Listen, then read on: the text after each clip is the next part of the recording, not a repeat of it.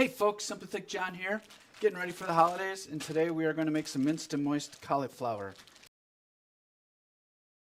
This is a cook in the bag type, so I just microwaved it in the bag, and now I'm opening the bag and we are just going to make some minced and moist out of it.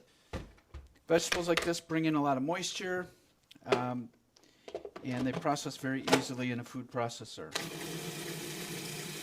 The whole goal is to get everything down below 4 millimeters. So this will take a couple times of just running that food processor and scraping down the sides. It's an iterative process.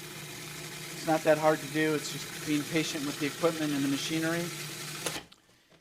And it is a lot easier to do than trying to cut something this small with your hands.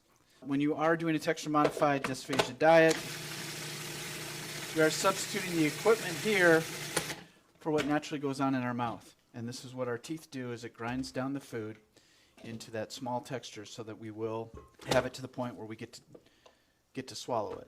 Minced and moist is generally something that's just about ready to swallow. That 4 millimeter size. I'll show you in a moment. I did check it visually that I don't see any burnt pieces, broken ends, or things like that from the cauliflower that was put in the bag. Didn't see any hard spots that wouldn't process. I am using my eyes and I am thinking about this as I go, even though I am on camera. So when I get this in here, you can see it goes between the tines of the fork nice and easily. Now, because I know there's a lot of moisture in here, I'm going to add a little tiny bit of extremely thick stock. That is just really insurance against that liquid separating from the minced and moist when it's on the plate. And I like to do that. You probably or maybe could get away with it without the extremely thick stock, but I always want to make sure, because you don't know how much liquid is going to seep out of that cauliflower as it sits on the plate and when it's been plated.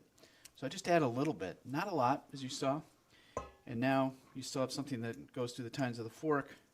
There's no loose liquids that drip out of it, and it falls off the spoon very easily. So to get this ready to serve, I like to pipe mine out, so I have my bags all ready to go inside of these cups. And